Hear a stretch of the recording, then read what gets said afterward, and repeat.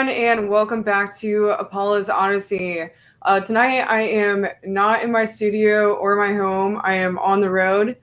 Sorry, I'm a little late coming on here. Had some technical difficulties going live from a hotel room in Texas right now. So it's kind of a lot getting this all together, getting it going tonight.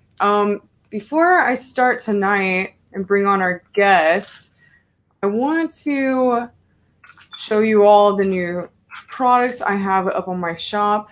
Let me pull this up here because I don't actually have them in person tonight. Let me get my screen share going here.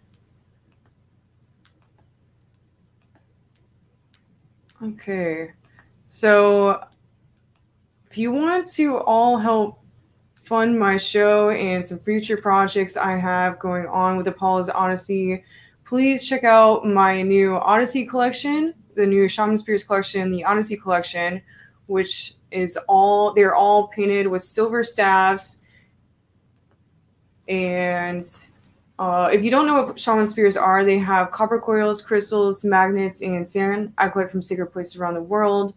They're all filled with naturally magnetic hematite sand, which is very interesting because hematite is actually found in our brains and was known to cause us to be interconnected magnetically. So it's very interesting. And so definitely check out my collection. That is shamanspears.com.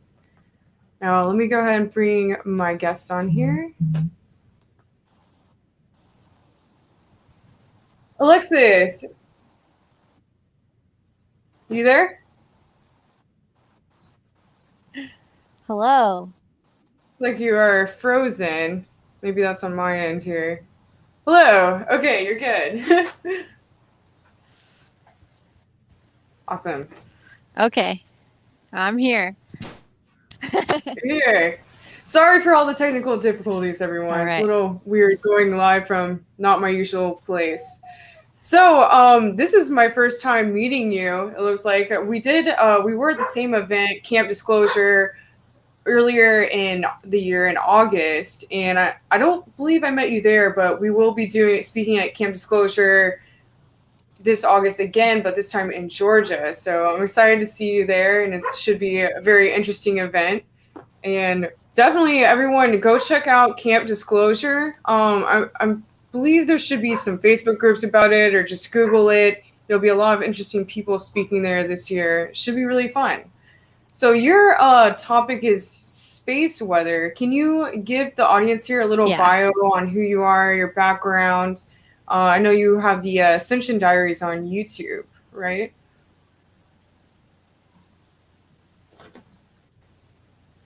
Mm-hmm. Yes. Yeah. My name is Alexis, and I have a YouTube channel and Instagram and Facebook and called Ascension Diaries. And I track space weather, public space weather data, and monitor it as a very loosey-goosey psychologist because I have some cell training, and after I found out about the Schumann Resonances, space weather, I was extremely activated. I would inflamed passion to continue talking, experiencing, and doing my own research on this because the research I was coming up with was very vague, and it seemed like I just needed to do my own study because I couldn't really trust public data anymore. And I don't even trust all the data that I share.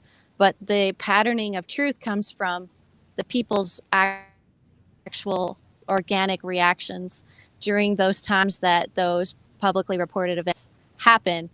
And so I just mesh that information together and post about my own feelings and then other wild aspects of my personality, as it's a personal diary and I'm my own case study, but everyone else just climbs on if they want to or not. And it's been really rewarding. That's really incredible. And so that's on YouTube, you said? It's like you're freezing up a little here. Yes, YouTube and Instagram and Facebook.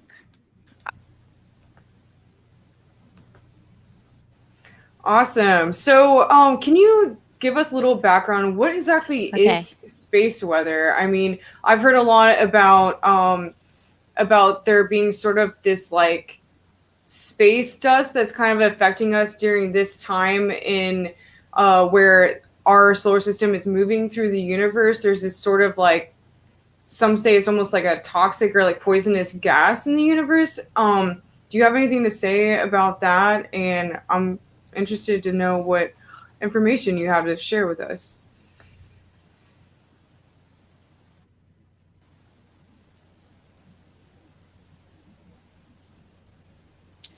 Well, space weather to me is when the sun, our solar disk, constantly being monitored, and the data that they send back here and collect correlates a lot with how people physiologically are responding randomly throughout the day. And so space weather involves the coronal mass ejections of the sun, the solar flares, or the electric side, and then there's the space weather, which is more how worlds around our planet contract on themselves or expand themselves in a way, and the solar surface also that could be extreme for our little bodies here on Earth. And so it's interesting to monitor, and it was all sort of in the pretense or in the I would say almost that there is a solar flare, or because of potential disturbances, like you mentioned, those gases. I think of it, and what I've heard is like a photon belt. So there's a heightened amount of energy, and that energy and us may not correlate the best. So the symptoms people are having are part of us adjusting, because the flares and the information coming out of our sun is not fully in alignment with our natural, all that stuff that's coming to the light. But there's a whole big picture thing, and it's all about consciousness too, and it's just strike all those concepts in one big package, which is space weather. That's really incredible. So from my personal experience of learning about this, I've heard that it's basically like this dust that we're talking about here. It's basically almost like the idea of like if someone takes some mushrooms, it's like technically poisonous, but it really kind of like opens their consciousness up in different ways. And from what I've heard, this is kind of the same sort of concept. And Cosmic Origins here just commented and said there is a large CME hitting Earth today, so that explains the tech malfunctions. It looks like you're lagging a little like crazy. I don't know if it's from your end or mine, but maybe that's why.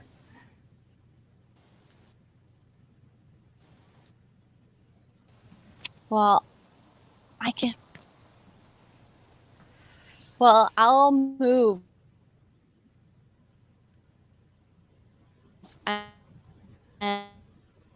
And maybe I'll get a better signal. Yeah, that would be great. Yeah, I think it looks looking like it's from your end here, so that would definitely help.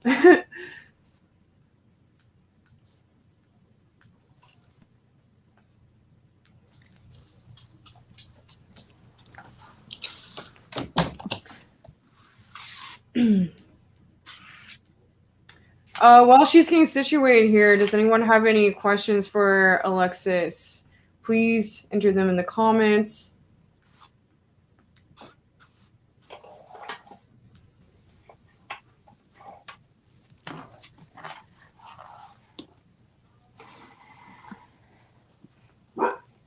Matthew Meinhardt says something is happening at Yellowstone today too. Yellowstone really worries me because that is the largest super volcano in the world, and from what I've heard, if that goes off, our atmosphere is completely screwed. So I'm curious to know what is happening at Yellowstone today. If you guys want to comment that in the comments.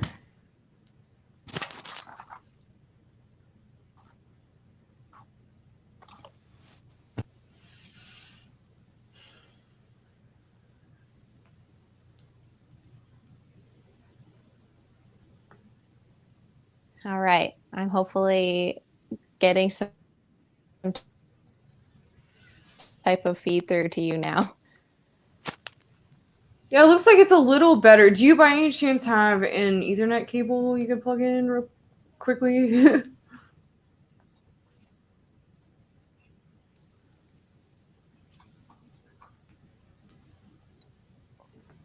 I might have to try. Lost Aria says, if Yellowstone blows, I'm done. Else, I think we're all done if Yellowstone blows. But I can do.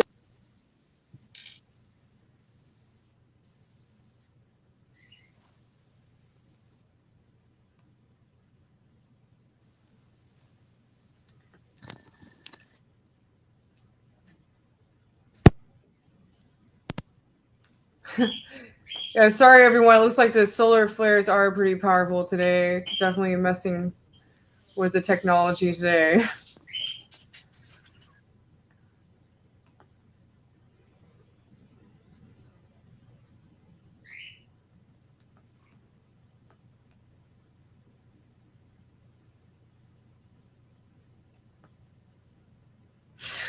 DJ Sean Thomas says, solar flares stuck for streaming. Yeah, definitely. I agree. So if anyone has any questions in the comments for Alexis, hopefully she can get this situated so we can get this running properly. I'm going to look up in the meantime what is going on in Yellowstone right now.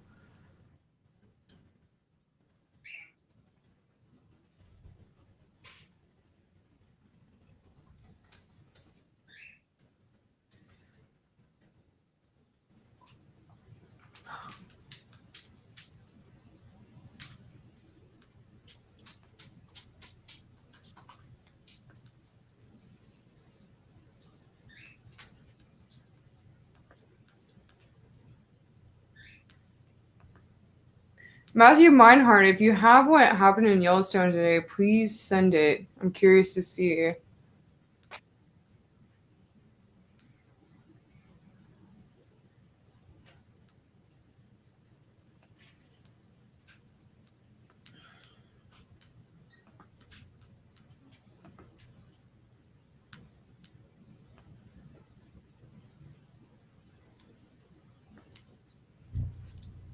Sorry about this, everyone. Just waiting for it to get situated here. Hopefully we can work this out.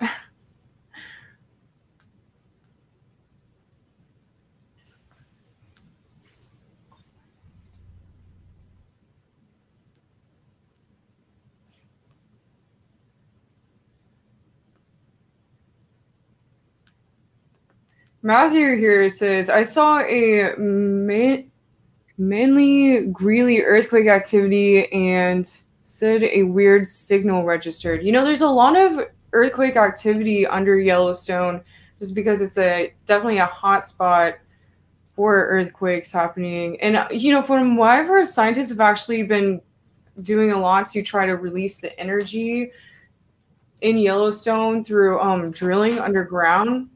I've heard this from like a lot of inside people to try to like release energy so that it doesn't blow. Because obviously if Yellowstone blew, we would all be screwed around the whole planet. Like literally the atmosphere, there would be so much ash in the atmosphere, it would completely block out the sun, and that would be very wild.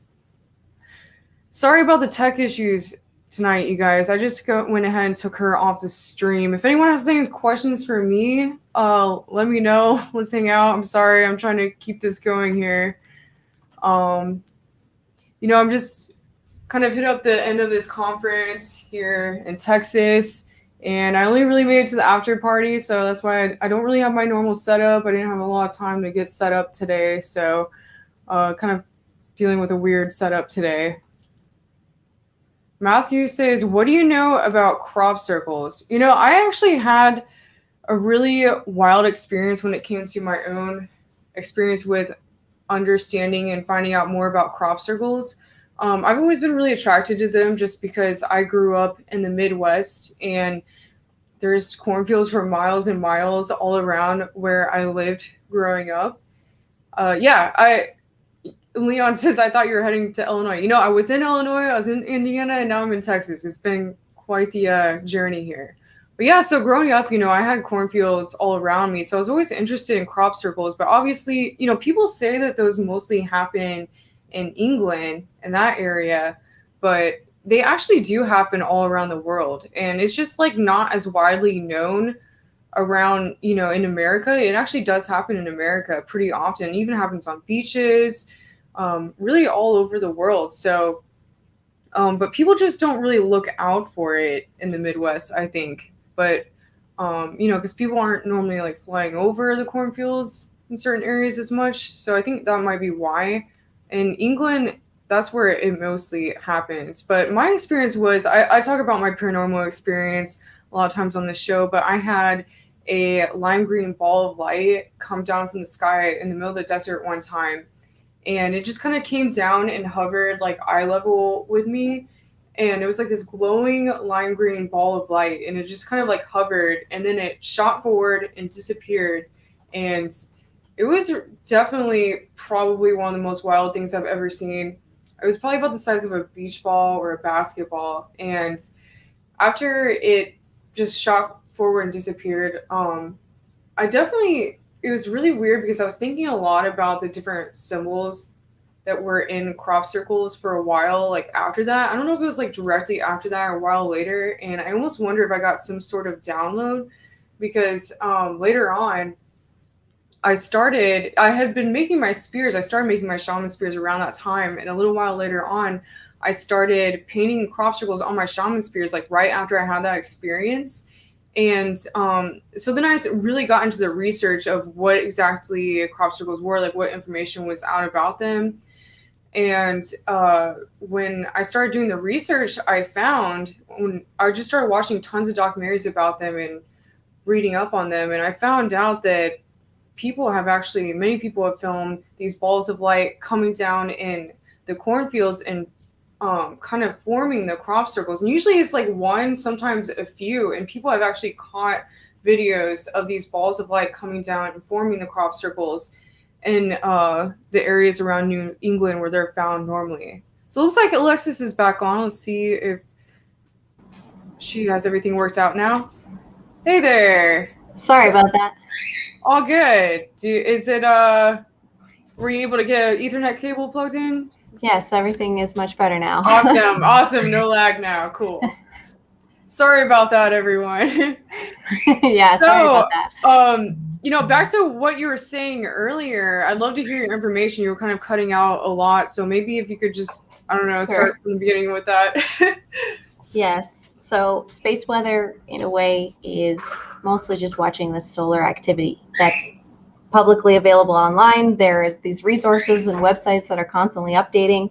So I basically just have been tracking those myself manually for years and screenshotting them and then putting it on Instagram or conversing about it on a YouTube video.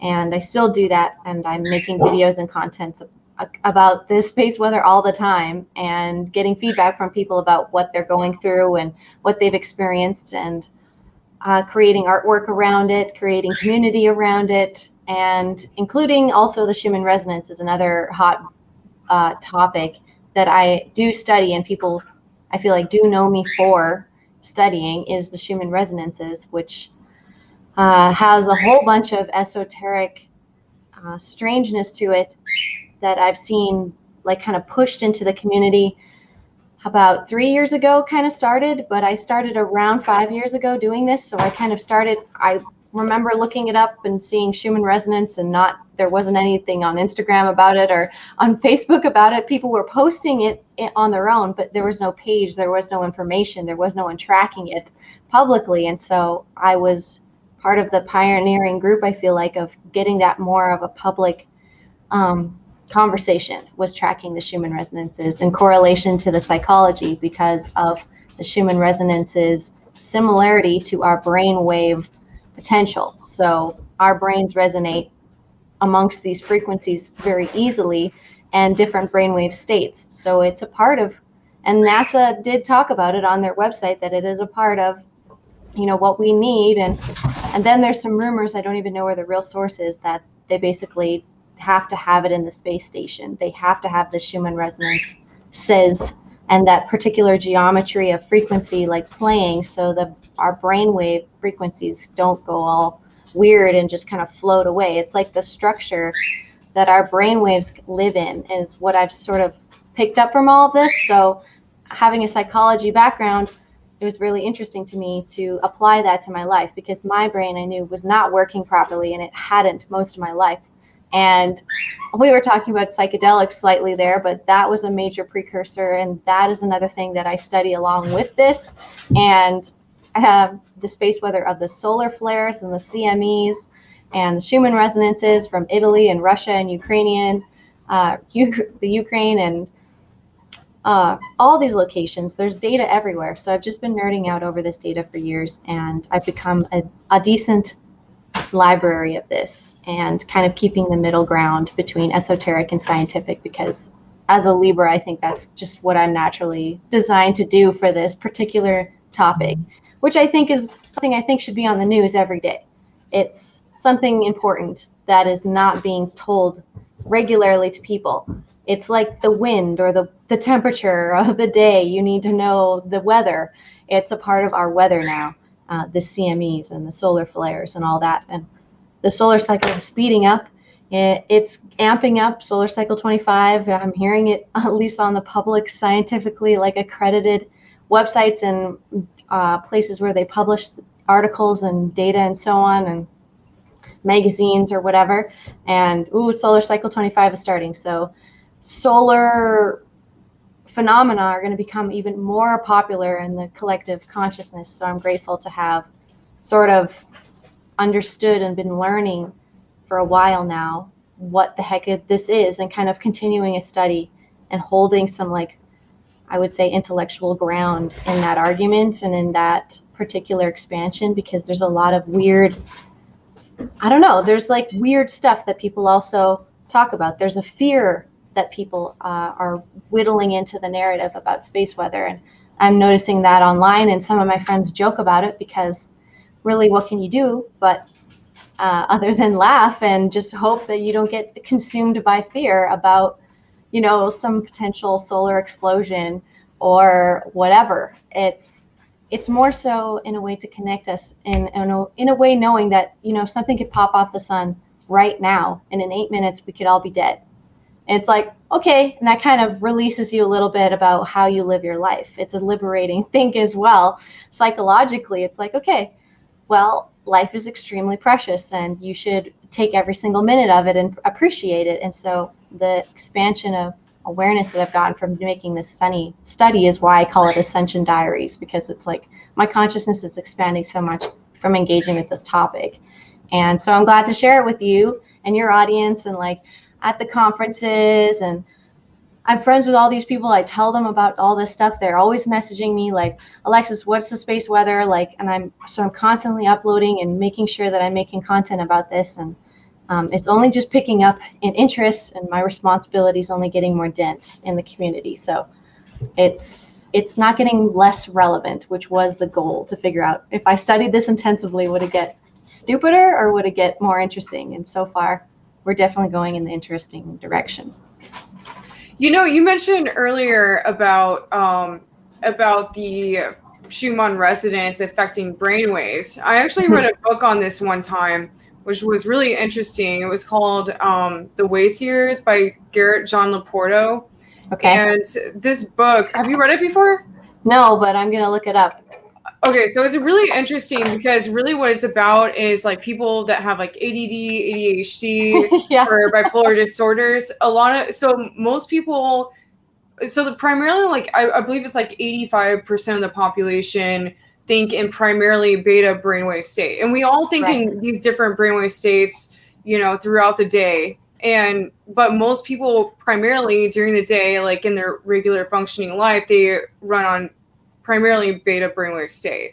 Right. But if you are ADD, ADHD, or basically like most people that tend to have like artistic or pioneer type personality types tend to think in more ADD, or alpha theta brainwave state. And like I said, we all access these different brainwave states throughout our days. Obviously, you access delta brainwave state when you're sleeping, when you're in a deep sleep. But also, it's people that are, like athletes. They also tend to access more alpha brainwave state. So like theta brainwave state people are actually more like meditative, like tapped in, like spiritual type people. Yes. And it's really interesting because this book really goes into detail of like, if you are one of the people that fall into the category of thinking primarily in alpha theta brainwave state, what you can do to really balance yourself and to fit into society better, because society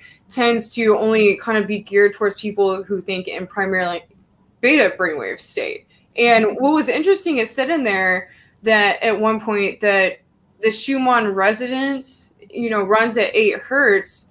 And I believe if you are more in alpha theta brainwave state, you're more in the brainwave state that is that kind of syncs with the Schumann resonance. Is that what you were talking about there with that? Yeah, the Schumann resonance is around 7.83 hertz on average, they say, and then 8 just to round it out. But I honestly rarely see it actually hanging out at 8 hertz all the time. It's kind of rare that I've seen. It was mostly before, right? And now it's been spiking like crazy in like recent years. The frequency itself doesn't change too much from the average, because I think that would cause, that's more about the changing container of the surface to the ionosphere layer, and that layer is pretty sturdy. So I don't think that frequency is going to change or change in its fundamentalness as much, unless there is some type of expansion of that cavity, and I don't know what would cause that, but I'm open to it. I'm not saying no to that or anything, but I've been trying to figure that out. I honestly want to know, and I've been honestly trying to study that. And it's the amplitude behind that frequency. So it's there. It's always there. It's almost like the song bowl of our planet. So it's just mattering how loud that thing is and how loud it's getting smacked by basically the sun and what the sun is doing. And it's like hitting us like a bell. At times, it's always ringing us because the solar wind is always coming. And so it's like this bell is always ringing. Our brains are always in it, but there is frequencies around us, like you're saying, where, they've been trying to get people's brains to stay in high beta state, because they basically, it's depleting. It's drone-like, it's anxiety-filled, it's all of this. So people, like you're saying, who have a slightly different neurodivergence from the average are basically ones that somehow were able to not get sucked into that frequency. And they do find resonance with the Schumann resonance information. And when the Earth resonance, the 7.83 hertz, whatever it actually hits, when that amplitude hits, but whenever that amplitude hits, that frequency is going to ring really loud. And it sits right between the alpha and theta brainwave state. It's right in there. And so super fascinating brainwave state, that bridge in a way, but it's the bridge of Earth. It's just Earth, in my opinion. And that's why the study's been fun too, is like, if you are realizing you're in tune with these loud moments of Earth sound, and you have activations, or you're really, really productive when it gets really loud, that's really good, because it means you're in alignment with Earth's frequency. And I think the people who struggle during those times, it's a clue to them that perhaps their environment has become so toxic that Earth's frequency that you need to live within to survive on the surface of the Earth is no longer working with you. And I think I've been helping people be like, listen, you have to adjust your environment to survive and stay in tune with the Earth. And because they're going to win, the sun and the Earth are going to win vibrationally over pretty much everything else. The moon gets to chime in there too, and the moon conversation is very much a part of it and more what I'm learning. But the moon doesn't emit its own source of energy like the sun does. It just reflects it. So, I mean, give or take, we don't really know. And all these planets kind of resonate their own frequencies. They can, yeah. And some of them, they even say, I'm pretty sure this was on the Wikipedia article, they recently put that the planets with an ionospheric layer and a surface can have their own resonance. and it's kind of tricky for them to pick it up, but kind of tricky means they already can. Like, they just kind of put those little weird words in there like, oh, it's so difficult, but I don't believe those words as much. There's a lot of disclosure when it comes to this about like the information they know about other planets and life on and off planet, I think, which is cool. So I have a question for you. The Schumann resonance frequency kind of readouts that people are sharing all the time on Facebook and different social media sites, where is a good place to find this? Like, what's a good website to like always kind of be on top of where the Schumann resonance is at the time? Because I always find it really interesting. It's like on days when I'm like really feeling like weighed down, like energetically, I just like, there's like times where it's just like, I'm like, something weird is happening. And then all of a sudden I'm just seeing these like spikes in the Schumann resonance readouts from people like all over social media. And I'm wondering if you could like mention any good places besides your show, of course, where people can find this and kind of like stay on top of where it's happening every day. Sure. I have the raw links to the data that I pick up in my link tree, which I can like place or something in the comments, or I know my husband's here, so maybe he can help me put it in the comments. But the raw data that I pull from, I put that in my link tree thing, so anyone can report on it, anyone can have it. But if you want to be, if that's not your thing and you don't want to just have web pages open in your Safari on your phone to check imagery, we've developed a bot in our Telegram chat that will pull up all the charts all at once in a little like thing, and it'll send it to you at the time that you request it. So now all I've been doing, I used to use the Schumann Resonance app. That was a great one. I used to use the Schumann bot Twitter page to check regularly the Schumann Resonance. Those are public sources that people have made with like, coding, and they've kind of been pulling from this Russian website. And now the bot that we have pulls from Russia and Italy. It pulls the solar information, it pulls the geomagnetic information.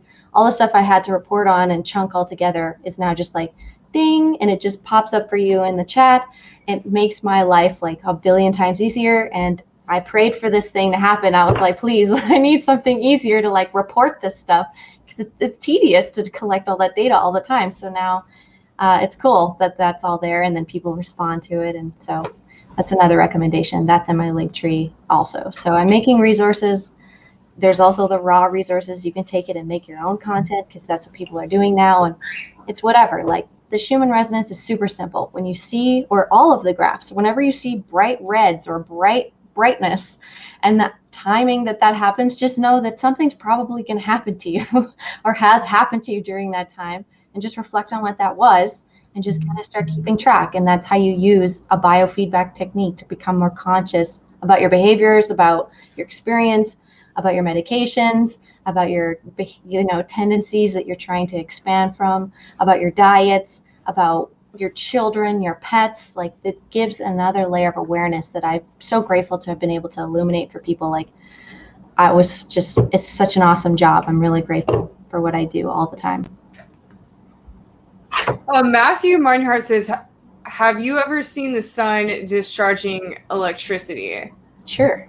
That's what in the way, that's what the solar flares are, is there is incredible magnetic pressure, and then it's like it births this electric pulse in a way, and it's incredibly powerful. And yeah, there's a lot of fun ejecta that comes out of the sun. It's basically pretty much the entire wavelength of the electromagnetic spectrum, I'm pretty sure, is expelling out of the sun, and in certain waves and at certain times, and it's not all the same. There's a temperament, there's a mood, there's a season, there's so much complexity to this being in a way that's like oscillating up there, and we are in a way connected to it, but also subject to its whim, and same as our planet's response to it, which is often earthquakes and volcanoes, because all that pressure from the sun, or the sun ejecting physical pressure and stuff at our planet, and then our planet's electromagnetic field like condenses and tries to protect us while this wave passes. And the drama. It's honestly the freshest, most accurate drama of living here, in my opinion. So I like talking about it a lot. I'm happy about it. And I'm glad. I don't know, how much have you known about this? You're saying you just read it in this book. I liked that. Yeah, the book was just so fast. I mean, it wasn't about the Schumann resonance, but I kind of like learned about it from originally reading that. And something I'd like to continue on about that. Sure. I just to like give everyone a little understanding of what this book gets into is, so like I was saying earlier, the most people are primarily in beta brainwave state. But people that are in alpha theta brainwave state, which is about 15% of the population, they tend to be, like I said, pioneer, like artistic sort of types. And it's really interesting because actually in the book it explains that the people that kind of run on this beta brainwave state or alpha theta brainwave state tend to have this like morph DNA gene, scientists have found. And actually in ancient times they would have been the hunters because the way that they think. And so the way school is geared for children nowadays, it's like mostly geared for kids that are in beta brainwave state, which is like a hyper focused state. But as you were saying, Alexis, it's not as like tapped into, like the Schumann resonance or just, people that are in alpha theta brainwave state. It's more like they're like living in the present moment a little more. And kind of, it shows that they actually think in images. So they're kind of more like vision oriented people. Whereas if you're thinking in alpha theta brainwave state, you're more thinking in words. So it's really interesting because they kind of people that think in primarily alpha theta brainwave state kind of tend to think more in wholes and use like larger percentage of their brain when they're putting their energy into it. But because of that, because they put so much into it when they're using it, then most of the time they actually need more time to rest, the people that primarily think in beta brainwave state. But people that think in primarily beta brainwave state, they actually use less percentage of their brain, but for a more sustained amount of time. So back in ancient times, the people that were like this, they tended to be the hunters in the society because they would be the ones who would be resting most of the time. But when they went out to like hunt, they would put all their energy and all their effort into it. And then, that was kind of their job back in those times. And so now in the present day, those people kind of tend to be the more artistic types, like the people that, like go on stage, go perform, or like, or doing something with art, or maybe they're still hunters, but so it's interesting to think about. And a lot of inventors, like like it mentions like different inventors like Einstein and people like that who will take some time to meditate, and a lot of times that's where their most renowned inventions came from, was when they were able to tap into the Schumann resonance while meditating and came with these images or visuals that come up from the collective. Because really what it is it's like tapping into the collective consciousness. And I just found it really fascinating because it was like when I read what the book was about, I was like, oh, this is me 100%. And it kind of shows like how, if you're like that kind of person, how to fit into society better, like how to like deal with like, being yourself, but still being grounded, because those kind of people have problems being grounded. So it talks about like walking in the grass every morning, or like sun gazing at, like at sunset every day, or also they were saying coffee, actually, any type of caffeine puts you in beta brainwave state. So if you feel like if you're primarily alpha theta brainwave, but beta brainwave state, you can just drink caffeine. But actually, so I found out in the book that yerba mate is good if you want to still be in alpha theta brainwave state, but have energy. Apparently yerba mate is one of the few things that can do that. So I drink yerba mate all the time now.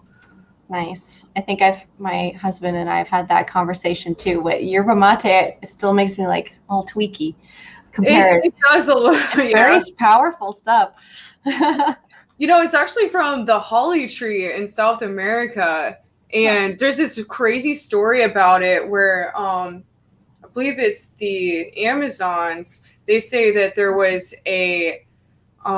these like sun or moon god sisters, like there's like this like whole like mythology of these like moon god sisters coming, or these like beings coming down from the moon. There were like these like goddessy type beings that came down and gave them this tree and told them to like use it in these certain ways, and they could actually refine it in a way where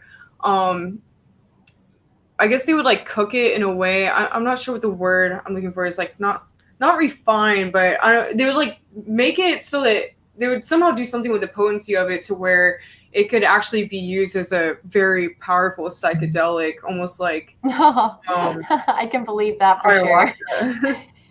Yeah, it's pretty crazy stuff. But I love it. I definitely feel that I can still retain that creative brainwave state and still be energetic when I drink yerba mate, for sure.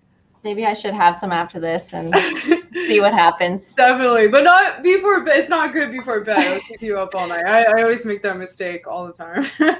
Yeah, you're right. So I might do it. I'm curious to know what do you notice when you feel the Schumann, when you notice the Schumann resonance is spiking? What do you notice with yourself? Like, what kind of differences do you see in yourself and, you know, maybe the people around you? Well, personally, usually when I know there's a blast happening is because somebody is messaging me to tell me, because I'm already out of my house doing chores and doing all the things that I've been waiting, basically like the hunter, to go out and do. And I go and hunt and do all of my chores. So, and it makes sense in a way that that's where the brainwave is hanging out, is in that theta alpha strength space. And that's when I can dive into the city area and do all my grocery shopping and blah, blah, blah, because all that beta brainwave, whatever is going on, is less. It's less. I can ride. It's almost like I ride the wave of the earth frequency to go do all my hunting, and then I come home and rest, and then I make posts about it, or I can't, because usually I'm too tired from all the hunt, you know. So I liked that. I'm going to use that more for sure. Yeah, you know, I highly recommend reading that book. It really was life-changing for me. I actually read it probably in like 2012, so I need to go back and reread it because it's been a while. But Matthew here says The Huntress. Yeah, I definitely really feel like I fit with that archetype a lot. Yes, I was trying to have a conversation with my sister about ADHD and autism and anxiety, because these names and stuff, when I was in school and we were learning the DSM-4, but they were about to come out with the DSM-5, they were telling us then that the names of certain diagnoses were going to change, and that diagnoses were basically just like cloud topics. Like there's just certain comorbidity with certain issues people have, and then they put them in, they get 7 out of 10 on that test, so they get put in that cloud. And then people align with it, and then there's a big deep psychosis of saying that you have an issue, or that you can claim or label an issue or a problem in your body, and your mind, body, and your spirit. And I feel like in a way I could have been diagnosed with those things when I was younger, and I think someone actually tried to at one point, but we were like, my parents were like, no, and I'm pretty sure I was just like, let's just go through life and just keep going day by day. Like, you could do this, and to have this ability to like see a whole new perspective of how brains work, and how and what was going on in my own mind and my own brain growing up, and why things were so difficult, and so on. So that's the classic healer archetype, is you suffer and then you figure out the solution, and then you share the solution with all the people. And that's your motivation, is to basically relieve suffering. And that's what the angelic goal is on planet Earth. All of these young people and people of all ages all through time are making medicine and healing people and doing it their own way. And I like to encourage that too, and go on each other's shows and do artwork and encourage other people who are incredibly powerful, neurodiverse people who are liberating the beta brainwave, you know, fleet of people who are, you know, used to just living in this matrix lifestyle, this schedule, this working for someone else, making someone else powerful while you stay stagnant, and that's just against all the laws, and you're consenting to it and trapping yourself indoors and boxes. And it's nice. I've been able to watch people liberate themselves with the information, because even the solar and earth cycles are a more organic calendar. They're a more organic experience. So, we still follow the calendar, but I do report every Sunday, and I'm like, okay, this week it's going to be this day and this day that look like we're scheduled for a CME or something to hit us, because it takes 3 days for all of that matter to finally travel here sometimes from those big plasma explosions on the sun. And so it's like weather, and you can actually predict some of it. And people have, and including myself, I now live more on the schedule of nature, of the space weather, and of my immediate environment. So I can only go grocery shopping during these times, and I understand that now, instead of can beat myself up about it. And I can sleep this time because, hey, there's actual scientific evidence right here why I'm so tired. And for a lot of people, sometimes they need that deep of an excuse to really let go and really heal and really listen to their bodies and really get into those rhythms, because there's something greater than you really that schedules your life. And we're becoming more aware of it, I think, which is why I'm here. That's so fascinating. I noticed when the Schumann resonance really spikes, it definitely hits me energetically. Like I won't know what's going on. I'm just like, wow, I feel completely fatigued right now. What is going on? And I'll have to like lay down, and then I see like everyone's like, oh my gosh, the Schumann resonance was just spiking like crazy. I'm like, oh, okay. There's nothing wrong with me. But then you're fine.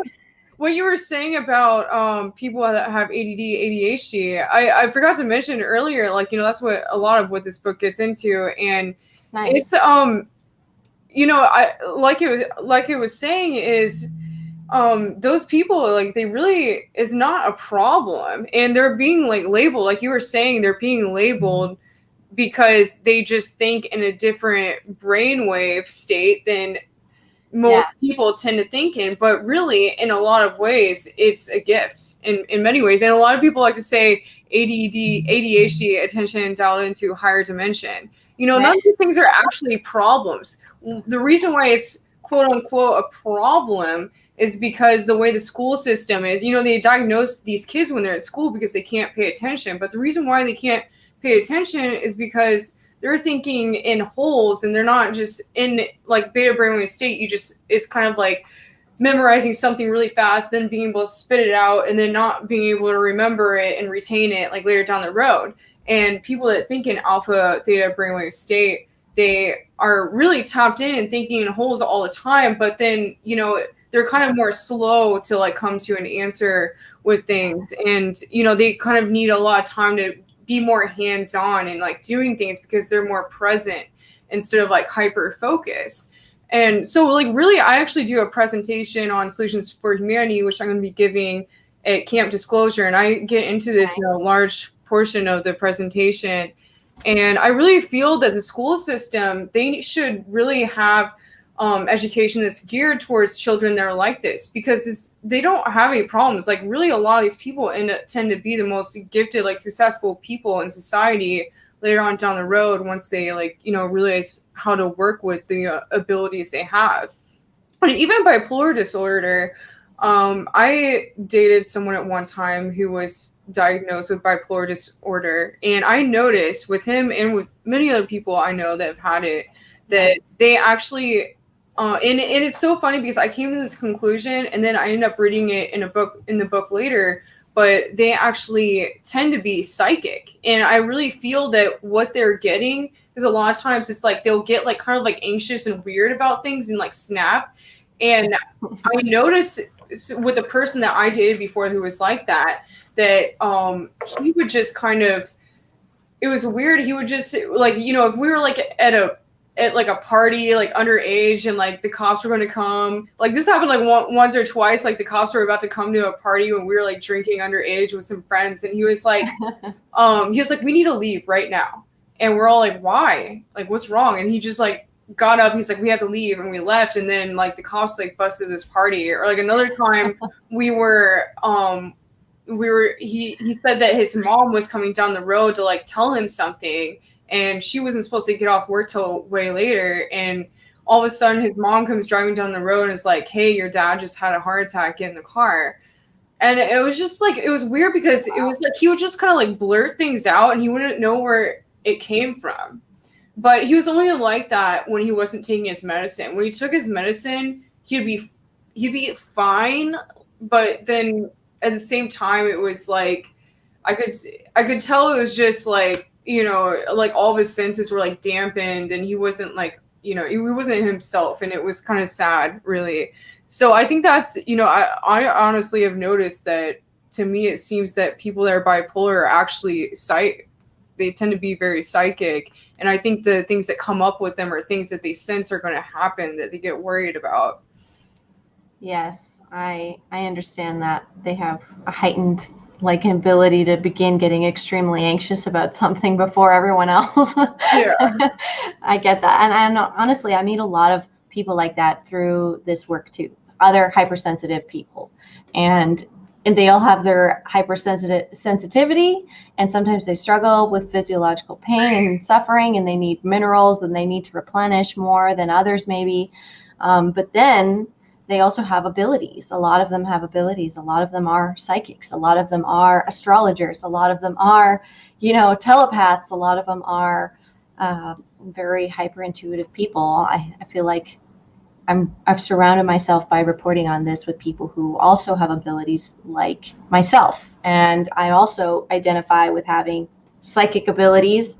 And that's another part of what this has been all about, is been expanding those and getting the practice and expanding like that muscle of my brain. And over the years, and now we're doing conferences and stuff to be able to mingle with people and share your abilities, because they hang out in your electromagnetic field. There's all this information now that we're producing consciously and sharing amongst each other. And the social media is just a part of it, but you and I are going to get to hang out face to face, and you know, we're going to exchange a lot more information between us, and it's going to change our lives forever. And that's just how it is. And I've noticed it on a sensate level, very sensitive person, the amazingness of talking about this topic and about the consciousness expanding and about how to relate to people who are hypersensitive and be there for them and be a safe spot for people who have and suffer these things, and offer them this liberation of awareness, like there is something going on, there is a rhythm here, there's a purpose here. You don't have to numb yourself. Like when it's a really hard day, then you can medicate properly, but you're not just blindly medicating the whole time. You can medicate on the schedule of the environment you're in and become more attuned with yourself and work with yourself and your sensitivities more. And I think it's like this mastery, like a ninja or something, like getting your energy body in a place of equilibrium as much as you can. And I think reporting on this stuff helps people do that, helps me do that.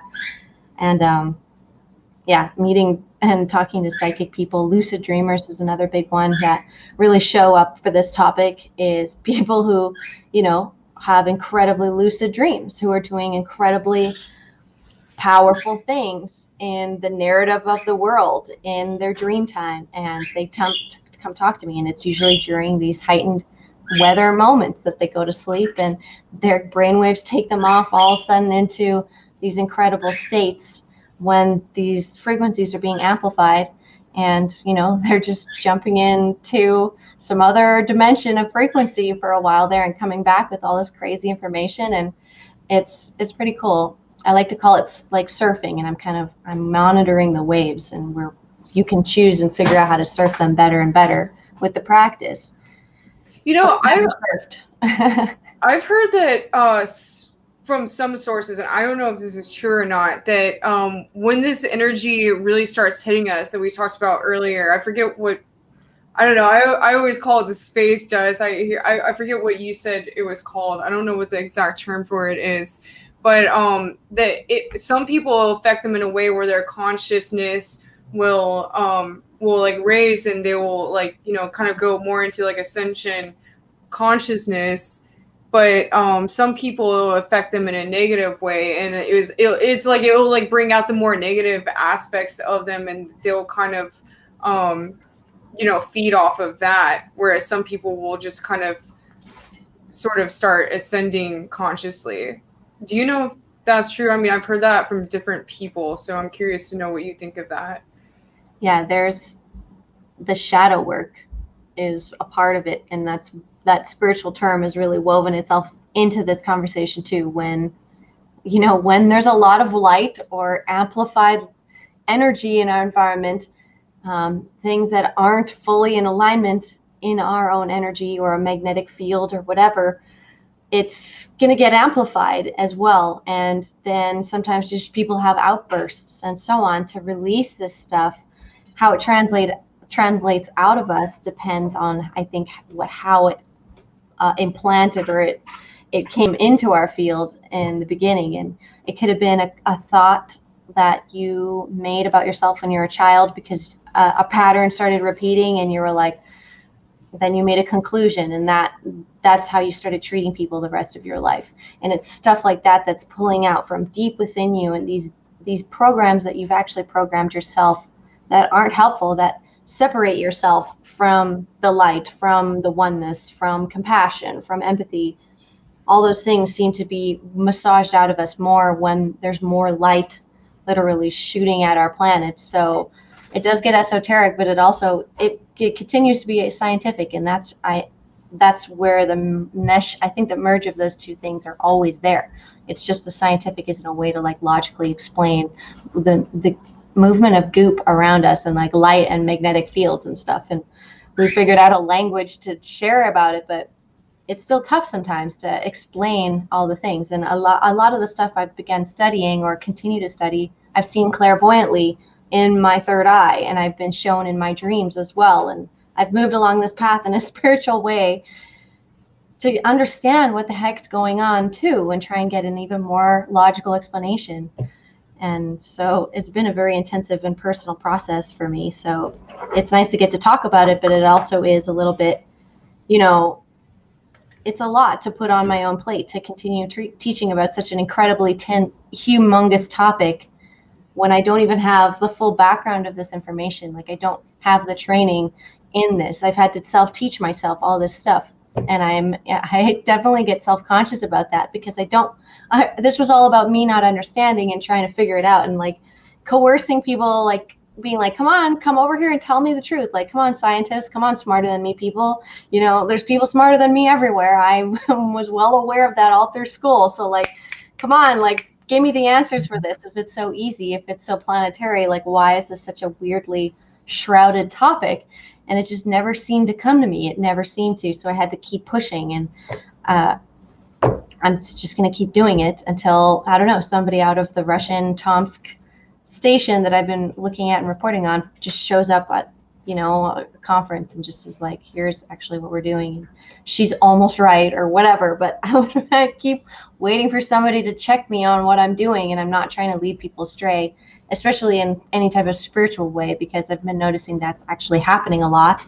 But in a way, it's not that bad. Like the spiritual people get excited when the blast happens because there's more light coming in. And so their clairvoyance and all their abilities is popping off, and they're getting more light. They're getting more information. They're translating it how they can, and people are loving it. And some people are thinking it's completely ridiculous, but it serves the community, and the information is still being delivered in whatever language. Like, oh, it's the space dust, or it's the photon belt, or it's, it's Jesus. It's the freaking cycle of whatever people of this calendar and of this calendar. And it's like, fine, whatever, you call it whatever you want, but it's just like all these electromagnetic things are just flying around us. And we're ending and beginning two cycles right now, or we're beginning, ending, and starting. That's what it seems like. I actually did a interview with a Mayan in that's awesome. Chichen Itza, or no, not Chichen Itza, the Koba pyramids. Back in September. It was actually I think it was like the first video I even like really officially posted on my channel, and he got really into that, and I thought it was fascinating. It was beginning and ending of two major cycles. Wow. It's kind of what we're in the middle of right now. So yeah, it's really wild stuff. And I love what you were saying about basically working with the Schumann resonance when it's spiking, like just kind of working with it. I know like a lot of people out there have like very set schedules with their lives, but I think that's interesting. Like me personally, you know, I'm kind of an artist type, so usually I'm on my own schedule unless I'm setting up shows or something. I have shows that I have already pre-planned. For the most part, I usually kind of work off my own schedule. So I definitely feel like I'm going to keep that in mind and try to work with it more, because there's definitely days where it hits me and I'm like, okay, I don't know what's going on with me right now, but I just need to like, you know, meditate for a while, and then I find out that's what's happening. But during those moments, I do notice that even though I feel like very fatigued energetically, it does seem like a lot of downloads are coming in. Right. I agree. I've had the similar experience, and it's just continued to avalanche into more information. And like what we were saying earlier, like with Einstein, you know, and a lot of these inventors, they have mentioned, and it actually even talks about in the book I mentioned earlier, that they would meditate when they were kind of, whenever they would meditate, they would kind of go into a state that was between like dreaming and waking state. And he would do this by like holding, I believe it was like he would hold a ball in his hand like loosely, and if it dropped, it would wake him up. So he would just meditate and go into this state where he could kind of like tap into the collective consciousness and see what like sort of images or visions would come up. But like normally if you're doing that, then you just fall asleep and then you forget about everything because you dream and then you wake up. But he would do this thing where he would hold a ball in his hand like loosely, and then if he started to fall asleep, it would drop and wake him up, and he would be able to, or snap him out of it, and he would be able to, you know, work with whatever visions he got during the meditation. So, you know, I think it's interesting because a lot of like inventors and, you know, people that are making new music and writers, it almost seems like they're all kind of several different people sort of pick up on the same ideas at the same time and start acting on them. And I think it's like the collective, it really starts to like come up in people, or it's like a rising thing, and it comes up on whoever acts on it first, or whoever can like accept the download. So I think it's definitely important to tap in during those moments when it's spiking, for sure. It's true. And right before this, I was just telling my husband again that I was thinking about the word inventor, and the word inventor was coming to me. So I was going to talk about it on my show, because sometimes that's what I just do, is I get all these intuitive words and I'm like, okay, I'll just write that down. Like, okay, that's interesting. I'm listening, and I invented something earlier today that I want to make. So it's like I invented this thing, and and then my guides were like, write inventor down. You're an inventor. And I was like, well, as a creator, you know, you are the ultimate inventor, and that is another aspect that I guess I need to align with more. So maybe the thing that I thought of, I'll that have came to up make for you it. Today. Yeah. Well, it's so weird because we kept talking about it the whole show. That's interesting. Yeah, that was your definitely like, a synchronicity. As soon as I heard you say it, I was just like, wow, that's fascinating. Well, I really enjoyed talking with you. We've been going on for about an hour now, so maybe you can start wrapping this up. But I definitely really enjoyed talking with you, and I think you live around LA, right? We live in Sedona, Arizona. Oh, okay. I knew you were somewhere in the West. Well, Yeah. I'm excited to meet in Camp Disclosure and definitely discuss all these things with you. So if you would like to maybe say some closing words and where everyone can find you. Sure, absolutely. And yeah, I'm looking forward to our time at Camp Disclosure too. It looks like a really beautiful venue. So, and I haven't been to the state before, so I'm excited, and to get maybe some humidity, and I'm excited for that. So thank you everyone for joining and hanging out. And I hope that what I was delivering today was interesting to you. If you want to know more about my mission and what I talk about all the time and my passion, you can just follow me on your favorite social media. My best ones are Instagram, YouTube, and Facebook. I also have a Telegram chat, which is pretty lit, which has that bot for the space weather, and as well as tarot and astrology bots. It's a lot of fun, a lot of data that you could just access really quick. So please do come join me if you want to hang out. And I'm also going to be talking about Camp Disclosure. And also we are hosting a conference here in Sedona on July 23rd to 25th called the Family of Light Gathering. And it's going to be similar to Camp Disclosure, but on this side of the country, I would say. some of the same people, but really a lot more of the Western locals here, Sedona locals who we've met, and we're excited to do this I was event. just with Kate Awakening last night. We were talking about the event. I might have to try to make it out to that. Yes, please do. Yeah, and it is right before, it is a month before the camp disclosure. So they're different months, so it's not too bad. And it was kind of a spur of the moment thing, which was very spirit led, I would say. And there's a great spirit of joy and of community and so on that we're bringing to the event, and I'm grateful. So if you want to check that out, you can check out familyoflight.info, and that will be your station for that information. And my stuff is ascensiondiaries.com.